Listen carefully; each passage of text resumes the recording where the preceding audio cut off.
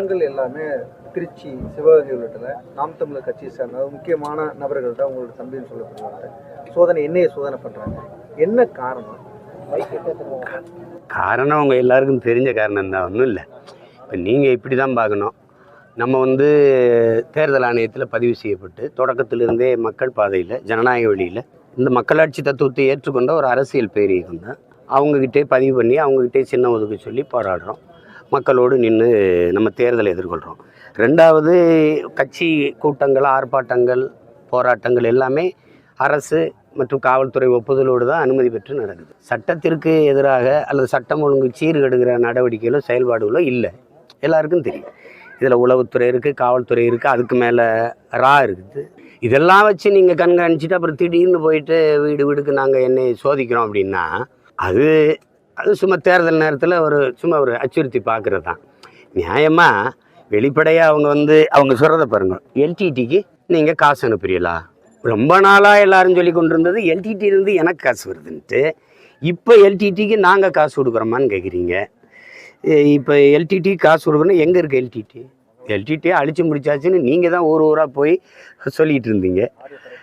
அப்புறம் இப்போ காசு கொடுக்குறது நான் விசாரிக்கிறேன் பாருங்கள். சின்னதாக யூடியூப் வச்சுருக்காங்க. யூடியூப் வச்சு நடத்தி காசு திரட்டி ஒரு இயக்கத்துக்கு காசு கொடுத்துட முடியும்னா இது எப்படி சொல்கிறது பாருங்கள். அது வேடிக்கையாக தான் இருக்குது. நியாயமாக அழைப்பானை கொடுத்து விசாரிச்சிருக்க வேண்டியது என்னை தான். என்னை விட்டு எனக்கு தெரியாமல் என் கட்சியில் என்ன நடக்கும்? கட்சியை வழிநடத்தி போகிற ஆள் நான் தான், அதுக்கு முழு பொறுப்பு நான் தான். சின்ன சின்ன பிள்ளைகளை என் தம்பி துறையாது ஒரு யூடியூப் வச்சுருக்கான், 2-3 தடவை சிறைக்கு போயிட்டான். மதியம் என் பெரிய பையன் கார்த்திகெலாம் என்ன பண்ணால், இப்போ இந்த விஷ்ணு இருக்கான் பாருங்க, அந்த தென்னகம் விஷ்ணு, அவெல்லாம் எங்கள் கிராமத்தில் போய் 150 காவல்துறையை குறித்து என்ன ஒன்றில் போய் கலைச்சி போட்டு அந்த புத்தகம் ஐயா நெடுமாறன் அவர் எழுதல பிரபாகரன் பெரும் எழுச்சியின் வடிவம் இருக்குல்ல, அந்த புத்தகம் சரி எடுக்கிறாங்கண்ணே, கொடுத்துட்றா, அப்படியாவது படித்து தெரிஞ்சுக்கிட்டு கொடுத்துட்றான்ட்டு. அதுதான், வேறு ஒன்றும் இல்லை. இதுக்கு ஒரு சும்மா அச்சுறுத்தி பார்க்குறது தான். நீதிமன்றத்தை உடனே நீங்கள் கட்சி சார்பாக அணுகியிருக்கீங்க. ஆமாம், தேவையில்லாத என்ன பண்ணுவாங்கன்னா, நியாயமாக தெளிவு பெறணும். ஐயம் இருக்குதுன்னா என்னையை கூப்பிட்டு விசாரித்தா உங்ககிட்ட கேட்க வேண்டிய கேள்வி, இவர்கிட்ட கேட்க வேண்டிய கேள்வி, அவர்கிட்ட கேட்க வேண்டிய கேள்வி, எல்லா கேள்விக்கும் என்கிட்ட தான் பதில் இருக்குது. என்கிட்ட கேட்டு தெளிவிட்டுட்டு போயிடலாம். சும்மா தேவையில்லாமல் 5 மணிக்கெலாம் போய் திருச்சியில் துறை வீட்டிலலாம் மாதரசி 2 பிள்ளைகள் வச்சுட்டு இருக்கு, அவர் வெளியில் வந்துட்டார். அதே மாதிரி தென்னகம்லாம் சிற்றூரில் இருக்கிற ஒரு பையன் விஷ்ணு, கார்த்திக்கு கட்சி அலுவலகத்திலே படுத்துருக்கனால நீங்கள் அங்கே போகல, அவனுக்கு அழைப்பாணி அனுப்பிட்டு 5ஆம் தேதி வான்ட்டு. இப்போ நானே 5ஆம் தேதி போகலான்னு இருக்கேன். தனித்தனியாக விசாரிக்கிங்க, மொத்தமாக என்னை விசாரிச்சிருங்க. ஏன்னா இது எல்லாத்துக்கும் பொறுப்பு நான் தான். அவன் என்கிட்ட தான் கேட்டுட்டு பதில் சொல்லுவான். அண்ணன் இதுக்கு என்னென்ன பதில் சொல்கிறது நானே சொல்லிடுறேன், அவ்வளோதானே. அதனால் அது அவசியம் இல்லைன்றேன். அது அவசியம் இல்லை. அந்த மாதிரி அச்சுறுத்துறதுக்கு அஞ்சுற ஆளுகளும் இல்லை. சட்டத்திற்கு எதிரான நடவடிக்கைகள் நாங்கள் ஈடுபட்டிருந்தால் நீங்கள் நடவடிக்கை எடுங்க. அது எதிர்பார்த்த ஒன்று தானே. இந்த மாதிரி அது ரொம்ப நாளாகவே நானே சொன்னேன். அவங்க என்னையே தான் குறிப்பாங்கன்னு நினச்சேன். இப்படி தொட்டு வருவாங்க. அவர் அமித்ஷா பாராளுமன்றத்தில் பேசுனது உங்களுக்கு கனொலியில் இருக்குது. இது இஸ்லாமியர்களுக்கு எதிரானதா அப்படின்னு, இஸ்லாமியர்களுக்கும் தமிழர்களுக்கும் எதிரானதுன்னு அவர் சொன்னது இருக்குது. அவங்க நேராக என்னையை தான் குறி வைப்பாங்க. ஒன்றா கை வச்சு தேர்தல் நேரத்தில் தூக்குவாங்க. அது உங்களுக்கு தெரியும். இது எவ்வளோ தூரம் நான் தடையாக இருப்பேன் அவங்க கால் வச்சு நகர்றதுக்குன்னு தெரியும். அதனால் தொடுவாங்க. அது எதிர்பார்த்தது தான். கடைசியாக நீங்கள் இந்த தமிழ்நாட்டில் நீங்கள் ஆட்சிக்கு வந்தால் T20 நடத்தும் போது ஃபுல்லாக தமிழர்களாகவே பண்ணிருந்தீங்க. அதனுடைய எதிர்விலையாக கூட இருக்கலாம். அதில் இப்போ நீங்கள் ஜிஎஸ்கேன்னு ஒன்று இருக்குது. இந்த ஐபிஎல் இதுக்கெல்லாம் யார் கான்ட்ராக்ட் எடுக்கிறா? அரசு நடத்துதா, முதலாளிகள் தானே. இப்போ இந்த ஒரு கபடி போட்டி நடக்குதுல்ல, கபடி போட்டி, ப்ரோ கபடின்னு தமிழ் தலைவாசின்னு பேர் இருக்குது. கபடி விளையாட்டு வீரங்க நாங்கள்லாம் எவ்வளோ அவமானப்படுவோம்னு நினைக்கிறீங்க? அந்த அணியிலேயே மோசம் ஆடுறது எங்கள் தமிழ் தலைவாசாக தான் இருக்குது. அது யாரோ ஒருத்தர் எடுத்துடுறாரு. அது அமிதாப் பச்சன் மயம் ஒன்று எடுத்துறாரு. ஒரு அணியை எடுத்துக்கிறாங்க. சச்சின் டெண்டுல்கர்லாம் ஒரு தடவை தமிழ் தலைவாசி எடுத்தார். இப்போ நாங்கள் என்ன சொல்கிறோம், சாராய கடையே அரசு நடத்துதில்ல, ஏன் சினிமா எடுக்கக்கூடாது? என்எஃப்டிசி நேஷனல் திரைப்பட வளர்ச்சி கழகம் மாதிரி தமிழ்நாடு திரைப்பட வளர்ச்சி கழகம்னு வச்சு ஒரு 1000-2000 கோடி ஒதுக்கி தரமான திரைப்படங்களை அரசு தயாரித்து வெளியிட முடியாதா? பாகுபலி 1500 கோடி வசூலிக்குதில்ல ஒரு படம்.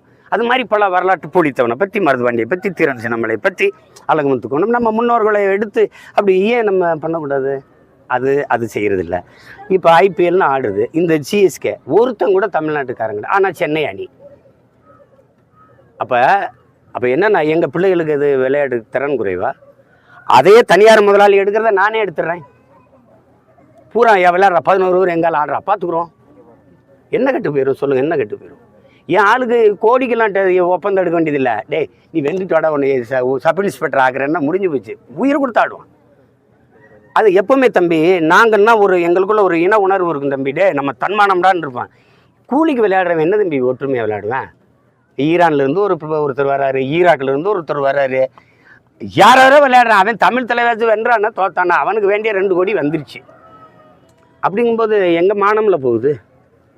அதுக்கு தான் அதை சொல்கிறது. அதை நம்ம ஒவ்வொரு இடத்துலையும் நம்ம செய்ய முடியும். இப்போ கேலோ இந்தியா இருக்குல்ல, தம்பி போட்டி நடத்துகிறாரு. போட்டியில் பங்கேற்காரன திறனை வளர்க்க ஏதாவது வேலை செஞ்சாரா? கேட்குறது பிரச்சனை.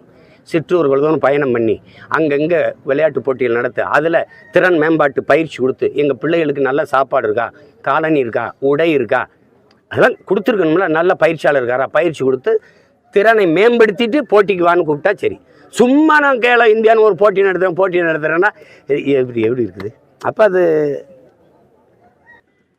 அதுக்கு தான் நம்ம சொல்கிறது. நீங்கள் ஒரு நாட்டின் நலன்கிறது எல்லாம் சேர்ந்ததான் தம்பி. கல்வி, விளையாட்டு, இலக்கியம்.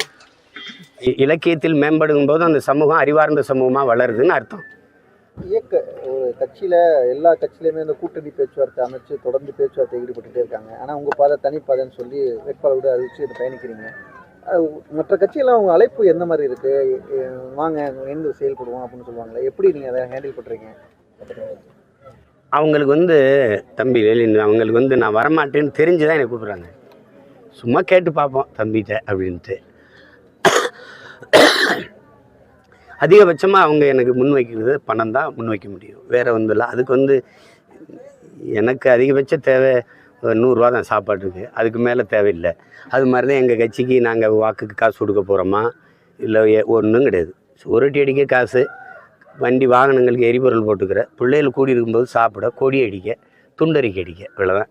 காசு கொடுத்தீங்கன்னா 5000 துண்டறிக்கை 50,000 அடித்து குடிப்போம். இவ்வளோதான் நாங்கள் செய்ய முடியும். அதுக்கான நிதியை மக்கள்கிட்ட இருந்தே நாங்கள் பெற்றுக்கிறோம். அதனால் எப்படி பார்த்தாலும் நான் தனியாக தான் நிற்கணும். இப்போ தம்பி கேட்குறாருல, அன்னை கட்சியில் சேர்றவங்க அந்த துண்டு சீட்டில் எழுதி எனக்கு அனுப்புகிறாங்கல்ல, பின்பக்கம் திருப்பவும்னு. அதை தம்பி எண்ணிட்டு அதை மட்டும் எடுத்துகிட்டு வருவாங்க. ஒரு 400 பேர் சேர்ந்தா 250 பேர் 300 பேர் பின்பக்கம் திருப்பவும் குறிப்பு அப்படின்னு பின்பக்கம். இதே மாதிரி போங்க, யாரோடும் சேர்ந்துடாதீங்க. அதுதான் அது. அவனுடைய கனவுக்காவது நான் தனியாக நிற்கணும். தனித்த தத்துவம் இருக்குது. நாம் போய் யாரோடும் சேர முடியாது. நான் ஆடு மாடு வளர்ப்பேன், அதை அரசு பணியாமதை சிரிக்கிற, எல்லாம் இயற்கை வேளாண்மைன்ற. ஆடு மாட்டு கழிவு இல்லாமல் இயற்கை உரம் எதுனா உனக்கு புரியல. 9 லட்சம் கோடி பாலின் சந்தை மதிப்பு இயக்க ஆரம்பிச்சு ஒரு சட்டமன்ற உறுப்பினர், ஒரு நாடாளுமன்ற உறுப்பினர் வரணும் அப்படின்ற ஒரு எண்ணம் என்ன செய்ய போகுது? இப்போ எங்கள் அண்ணன் திரும்ப எடுத்துக்கிறங்க, 3 முறைக்கு மேலே நாடாளுமன்ற உறுப்பினர் ஆகிட்டாங்க. இப்போ பல பேர் இருந்துட்டாங்க. சட்டமன்ற உறுப்பினராக மங்களூர் தொகுதியில் ஜெயிச்சே போனாங்க, உதயசூரியன் சின்னத்தில் நின்று. 6 மாதம் கூட அவர் இருக்கல, விளையிட்டார். அவர்கிட்ட கேட்டேன், இதுலேருந்து ஒன்றும் செய்ய முடியாது பண்ணிட்டார். 1 சீட்டு 2 சீட்டை வச்சு நாங்கள் என்ன செய்வோம்? வேணா எல்லாரும் தட்டும்போது நாங்களும் மேசையை தட்டலாம். நாட்டை வெல்லணும். அப்போ தான் நம்மளுடைய கனவுன்னு ஒன்று இருக்குது, அதை நோக்கி நகர முடியும். இல்லைன்னா சும்மா மனு கொடுக்கலாம். நாங்கள் ஏதாவது பேசுனா கூட அவை குறிப்பில் வைப்பாங்களான்னு கூட தெரியாது. பேசுகிறதுக்கு நேரம் கொடுக்கணும், அதுவே இல்லை. அப்படிங்கும்போது அது பயன் தராது. நடிகர் விஜய் அவர்களுடைய அரசியல் கட்சி அறிவிப்பு இன்று வெளியாகும் சொல்லியிருக்காங்க. மண்டல மாநாடு நடத்துறதுக்கும் விஜய் திட்டமிட்டுறதா தகவல் இருக்குது. ஒருவேளை அவர் 2026 தேர்தலில் போட்டியிட்டா நாம் தமிழர் கூட கூட்டணி வைப்பு தேர்தல் சந்திக்கிறது வாய்ப்பு இருக்காங்க. ஏன்னா இதுவரைக்கும் இல்லை, அது இப்போ என்ன கேட்குறீங்க, நான் இந்த தேர்தலில் கூட்டணி இல்லைன்னு சொல்கிறேன். அதான் தம்பி தான் முடிவெடுக்கணும். அவர் என்ன நினைக்கிறாருன்னு நம்ம சொல்ல முடியாது. அவர் வர்றாருங்கிறது முன்னாடியே உங்களுக்கு தெரியும். வரும்போது தம்பி வரும்போது தட்டி தான் கொடுக்கணும், வாங்க அப்படின்னு. ஏன்னா இந்த களத்தில் கூடுதலாக ஒருத்தர் வேலை செய்யும்போது அது வலிமை தான். இப்போ நான் தூத்துக்குடியில் போய் 15 நாள் நின்று உதவுனேன். அவரும் ஒரு நாள் உதவுறாரு. அது ஒரு மற்றவங்களுக்கு முன்மாதிரி. சில நடிகர்கள் தம்பி உதயநிதிட்ட ஸ்டாலின்கிட்ட பணத்தை கொடுத்துட்டு போயிட்டாங்க. இப்போ அவரே களத்தில் நின்று உதவுறாரு. அதெல்லாம் பிற நடிகர்களுக்கு ஒரு முன்மாதிரியாக இருக்குன்னா நல்லது தானே. ஒரு நூலகம் திறக்கிறாரு, படிங்க எல்லாம் புத்தகம் வாங்கிக்கிறாரு. அண்ணன் சொல்கிறத விட புகழ்பெற்ற ஒரு நடிகர் சொல்லும்போது கூடுதலாகவும் போய் சேரும். அதெல்லாம் வரவேற்கத்தக்கது. இந்த தேர்தலுக்கு முன்னாடி விஜய் அவர்கள் அரசியலுக்கு வந்திருந்தாருன்னா நாடாளுமன்ற தேர்தலில் நீங்கள் வாய்ப்பு வரமாட்டேன், வரக்கூடாது. அது பயன் தராது. பயன் தராது. எப்போவுமே தலையிலாம் நின்று தண்ணி குடித்தாலும் இந்திய நாட்டை நம்மளால் விட மாட்டான். பெருந்தலைவரையே விடலை. கடைசி ஒரு வாய்ப்பு இருந்துச்சு ஐயா மூப்பனாருக்கு, அதை நம்ம ஆளுகளே விடலை. சரி, இப்படி பாருங்களேன், மன்மோகன் சிங்கு என்ன ப. சிதம்பரம் தகுதியில் குறைவானவர், அவரும் பொருளாதார மேதைன்ற, இவரும் பொருளாதார மேதை. இன்னும் அவரை விட தெளிவாகவும் பேசுவார். எங்கள் அவருக்கு பேசவே வராது. 10 முறை 10 ஆண்டுகள் 2 முறை மன்மோகன் சிங்கை வச்சிங்கல்ல, ஒரு சீக்கியரை ஏன் வச்சிங்க? உங்கள் மாமியாரை கொண்டுட்டாங்க, இந்திரா காந்தியும் கொண்டுட்டாங்கன்னு நம்ம குடும்பத்துக்கு இன்னொரு முறை சீக்கியர்களால் ஆபத்து வரக்கூடாதுன்னு பயந்துட்டீங்க. ஆனால் எங்களை நீங்கள் கவனத்தில் எடுக்கலையே. சரி, ஒரு 5 ஆண்டு மன்மோகன் சிங் கொடுத்தாச்சு, ஒரு 5 ஆண்டு ஒரு தமிழருக்கு சிதம்பரத்துக்கு கொடுப்போம்னு ஏன் கொடுக்கல? அந்த வாய்ப்பும் இல்லை. அதனால அது பெருந்தலைவரே சொன்னது தான். எதுக்கு லால் பகதூர் இந்திரா காந்தியில் நிறுத்திக்கிட்டு நீங்களே நம்ம சொன்னால் ஓட்டு போடுவான், நின்னா போட மாட்டான் அப்படின்னு. அதில் தான் தமிழ் தேசியம் பிறக்குது. நின்னா போட மாட்டான், சொன்னால் போடுவான். அந்த நிலைமை தான் இருக்குது. அதனால இப்போ இங்கே நாங்கள் இந்திய நாட்டை ஆள விட மாட்டான். அவன் ஹிந்தி தெரிஞ்சவன் தான் ஹிந்தி அவனுக்கு. நான் என்னால் முடிகிறது இந்திய நாட்டின் அரசியலை நான் தீர்மானிக்கணும்னா என் நிலத்திலிருந்து தான் தீர்மானிக்கணும். என் தயவு இல்லாமல் ஆள முடியாதுங்கிற நிலைமை வரும்போது எனக்கு ஒரு குறைந்தபட்ச அழுத்தம் கொடுக்கலாம், ஒரு தேவையை நிறைவேற்றி கொள்ளலாம். அதை விட்டுட்டு இப்போ மோடி பிரதமராவதை யார் தடுக்கிறது சொல்லுங்கள்? எல்லாரும் சொல்கிறாங்க பிரதமரை தேர்வு பண்ணிட்டு தேர்தல் நடத்துகிறாங்கன்ட்டு. எங்கள் எதிரியே இல்லை, கண்ணு கட்டின வரைக்கும் ஒரு ஆளாக ஓடிட்டு இருக்கா. அப்படி என்னால் என்ன செய்ய முடியும்? ஏன் நிலத்துக்குள்ளே காங்கிரஸ் பிஜேபி நுழைய விடாமல் அடிக்கலாம். எங்கள் பாட்டனார் சுந்தரலிங்கன் மாதிரி மன்னர் கட்டபொம்மை வெளியேறிட்ட பிறகு என்னை தாண்டி தாண்டா நீ இந்த கோட்டையை தொடணும்னு ஒரே ஆள் 8 நாளாக நின்று சண்டை போட்டிருக்காரு. அவர் பேரங்களாவது நாங்கள் நின்று வாடா வர்றான்னு நின்று சண்டை போடுவோமே ஒழிய சமரசம் செஞ்சு விட்டு கொடுக்க முடியாது. அவர் மாதிரி கூட்டணி வச்சுக்கிட்டு சாரணை நினைஞ்சிக்கிட்டு என் ஓட்டு ஒரு ஓட்டுனாலும் அவருக்கு எது கிடைக்கணும்? பிஜேபிக்கு எது கிடைக்கணும்? எனக்கு எதுக்கு காங்கிரஸ்? எனக்கு எதுக்கு பிஜேபி? கச்சத்தீவில் ஒரு நிலைப்பாடு என்ன? மீட்பில் காவிரி நதிநீர், முல்லை பெரியாற்று, அணு உலை இருக்கணுமா மூடணுமா? அணுக்கழிவை எங்கே புதைக்கணும்? மீத்தேன் ஈத்தேன் ஏன் எடுக்கல? காவிரி படுகையில் இருக்குது, கங்கை படுகையில் இருக்குல்ல, ஏன் அங்கே எடுக்கல இங்கே எடுக்கிற? மேற்கு தொடர்ச்சி மலை கேரளாவிலேருந்து ஒரிசா வர போகுதுல்ல, அங்கெல்லாம் நீட்டுன்னு ஆய்வு செய்ய வேண்டியதானே? ஏன் தேனியில் எடுக்கிற? தேனி மலையும் ஏன் கூட ஏன் மேற்கு தொடர்ச்சியை சொல்கிற? இப்போ எதுக்கு நீ எனக்கு என் மொழிக்கு நிற்பியா? எல்லா மத்திய அரசின் திட்டம் போனால் இந்தி சமஸ்கிருதத்திலே வருது, இங்கிலீஷ் கூட வர்றதில்ல பெயர்கள். அப்போ எதுக்கு தான் நீ எனக்கு சொல்லு, எதுக்காக நிற்ப? எனக்கு நிற்பியா? எதுக்கு நிற்ப? அதனால் அது வெற்றி பேச்சது. 10 ஆண்டுகள் மன்மோகன் சிங்கு, 10 ஆண்டுகள் ஐயா மோடி.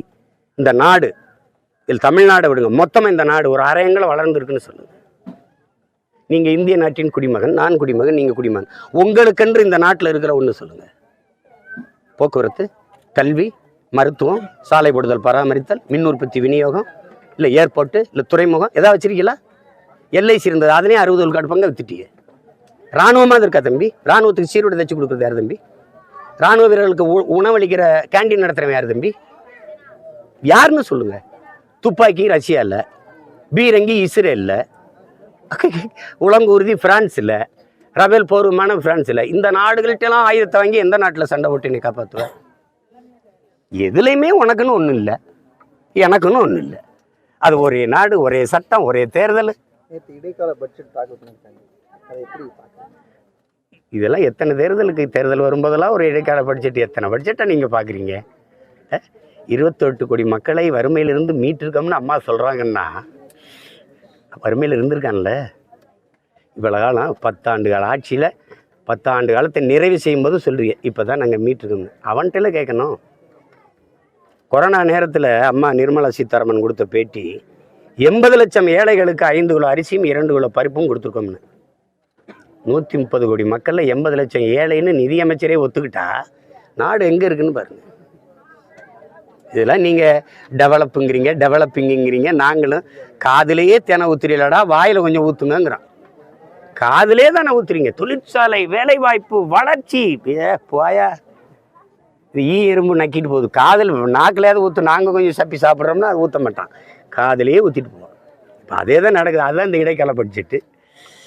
அதை ஆதரிக்கிறவங்க, அந்த கட்சிக்கு கூட்டணி போகிறவங்க, ஆகா இப்படி ஒரு பட்ஜெட் இருக்குமாம்பாங்க. ஒரு கேள்வி கேளுங்க, இந்த ஜிஎஸ்டி நேர்முக வரி மறைமுக வரியால் வருவாய் பெருக்கம் எவ்வளவு? ஒரு ஆண்டு ஒன்று இருக்குது. இந்த ஆண்டு ஜிஎஸ்டியால் வந்த வருவாய் பெருக்கம் எவ்வளவு? அந்த நிதி பெருக்கம் எந்தெந்த வழியில் மக்களுக்கு நலத்திட்டமாக திரும்பி போகுது? அதை பற்றும் அம்மாவை ஒரு தடவை படிச்சோம். இல்லை அப்புறம் அது பேசி என்ன இருக்குது? சார் இப்போ நீங்கள் சொன்னதுபடி கண்ணு கட்ட தூரம் வரையும் எதிரிகளே தெரியலன்னு சொல்கிறீங்க. அப்போ மோடி வர இது தேர்தலே வெற்றி பெறுறது வாய்ப்பு இருக்குது. அது எல்லாருக்குமே தெரியுமே தம்பி. நீங்கள் இந்தியாவை காப்பாற்ற ஒரு கூட்டணி போட்டிய எங்கே இருக்குது? தெரிச்சு ஓடுறீங்கள தம்பி, செதற்கா மாதிரி ஓடுறீங்களே. அது ஒரு விலங்கா கூட்டணின்னு உங்களுக்கு தெரியும், சாதாரண குடிமகனுக்கே புரியும். தமிழ்நாட்டுக்குள்ளே காங்கிரஸ் கம்யூனிஸ்ட்டு ஒன்றா நிற்பாங்க, கேரளாவில் நிற்பாங்களா? மேற்கு வங்கத்தில் அம்மாவை காங்கிரஸ் ஆதரிக்குமா, கம்யூனிஸ்ட் ஆதரிக்குமா? மம்தாவுக்கு எதிராக அவங்க பிஜேபிக்கு ஓட்டு போட்டவங்க 2 பேரும். கேரளாவில் பினராயி விஜயனுக்கு எதிராக காங்கிரஸ் பிஜேபிக்கு ஓட்டு போட்டுச்சு. அது அவரே சொல்கிறாரு, நீங்கள் போட்டிங்களா இல்லையான்னு. அம்மாவே சொல்கிறாங்க, மம்தாவே சொல்கிறாங்க, நீங்கள் எனக்கு எதிராக பிஜேபிக்கு போட்டிங்கன்னு. பஞ்சாபில் அரவிந்த் கெஜ்ரிவாலை காங்கிரஸ் ஆதரிக்குமா எதிர்க்குமா? டெல்லியில் காங்கிரஸ் ஆதரிக்குமா எதிர்க்குமா? டெல்லியில் எதிரி, இந்தியாவில் கூட்டணி. பஞ்சாபில் எதிரி, இந்தியாவில் கூட்டணி. கேரளாவில் எதிரி, இந்தியாவில் கூட்டணி. மேற்கு வங்கத்தில் எதிரி, இந்தியாவில் கூட்டணி. இந்தியா தனியாக இருக்கா தம்பி? இதெல்லாம் சேர்ந்தானே இந்தியா. அப்போயும் உங்களுக்கு தெரியுதில்ல இது வேடிக்கையான கூட்டணி அப்படின்னு. நிதிஷ்குமார் ஒருத்தர் இருந்தார், அவர் போயிட்டார். அவர் காங்கிரஸை விட்டு அந்த கூட்டணியை விட்டு இந்தியா கூட்டணி விட்டு வெளியேறினவொடனே காலையில் விலகிறார், சாயந்தரம் ஆதரித்து நீ முதலமைச்சராருன்ட்டான். இதெல்லாம் நமக்கு அதுக்கு பாவம்பு பெரியவங்க விளையாட்டு மாதிரி. இது பெரியவங்க விளையாட்டு, ரசிச்சுக்கிற வேண்டியதான், வேற ஒன்றும் செய்ய முடியாது. விஜய் இப்போ அரசியலுக்கு வராது, வந்தால் மாற்றங்கள் தாக்கம் எப்படி இருக்கும் தமிழ்நாட்டில்? தம்பி அவர் என்ன தத்துவத்தை எடுத்து வச்சு தம்பி நிற்கிறாருன்னு எப்போவுமே ஒன்று தம்பிக்கும் சேர்த்து சொல்கிறேன், உங்களுக்கும் சொல்கிறேன். தொடங்குதல் எளிது, தொடர்வது ரொம்ப கடினம். அப்போ தொடங்குறது போது இருக்கிற ஆர்வமும் அந்த ஈடுபாடும் கடைசி வரை தொடர்ந்து இருந்ததுன்னா யாரும் வெல்லலாம். அதில் தம்பி மட்டும் விதிவிலக்கு இல்லையா? தொடர்ச்சியாக நிற்கணும். இப்போ நான் நீ தோக்கடி, இதுக்கு மேலே தோக்கடிக்கவே நீ முடியாது, அவ்வளோ தோற்றுருக்கேன் நான். அதனால நான் போட இந்த தேர்தலில் இன்னொன்று அப்படி போயிட்டே இருப்பான். அதனால ஒன்றும் இல்லை. ஸோ நடிகர் விஜய்க்கு சீமான் சொல்லக்கூடிய அறிவுரைகள் ஏதாவது இருக்கா? தேர்தல் இந்த அரசியல் 15 வருஷமாக இருக்கிறீங்க, அவர் புதுசாக வராரு, ஏதாவது அறிவுரைகள் இருக்கா? இதெல்லாம் சமாளிக்க வேண்டியிருக்கும் இந்த மாதிரி பிரச்சனைகள் அப்படிங்கிறது. அதுதான் அவருக்கு, அவர் என்ன கோட்பாடை வைக்கிறாருன்னு பார்க்கணும், அதுக்கப்புறம் தான் பேசணும். தொடங்கும் போது இருக்கிற ஈடுபாடு கடைசி வரை இருக்கணும், தொடரணும். ஏன்னா ஒன்று தான் நான் சொல்ல நினைப்பேன், இன்றைக்கி இருக்கிற அரசியல் சூழலில் ஒரு கட்சி ஒரு நடிகருடைய ரசிகர்கள் மட்டும் வாக்கு செலுத்தி வென்று நாட்டை ஆளுவது என்பது சரித்திர புரட்சி ஆயிரும். ஆனால் வெகுவான மக்களையும் நம்ம இழுக்கணும். எம்ஜிஆருக்கு அது இருந்தது, அதனால் அவருக்கு பொதுவான மக்களின் ஆதரவு இருந்தது. அன்னைக்கு பெரிய வெற்றிடம் இருந்தது. அதனால் நம்ம என்ன பண்ணணும், மக்களின் மண்ணை வெல்வதற்கு முன்பு மக்களின் மனத்தை வெல்லணும், மக்களின் இதயத்துக்கு நெருக்கமாக இறங்கி செல்லணும், அதை செய்யணும். அதை செய்கிறது ஒரு நாள் 2 நாளில் நடக்காது. அது ஒரு 4-5 ஆண்டுகள் 10 ஆண்டுகள் பயணம் செஞ்சுக்கிட்டே இருந்தால் தான் அது நெருங்க முடியும். அதை செய்யணும், அதை தம்பி செய்வார்னு நான் நம்புகிறேன். அது மக்களின் மனதை விஜய் வெல்வார் சொல்கிறீங்க. வெல்லணும்ல, அதுதான் ரொம்ப முக்கியம். மண்ணை ஆளணும்னா முதல்ல மக்களின் மனதை வெல்லணும்.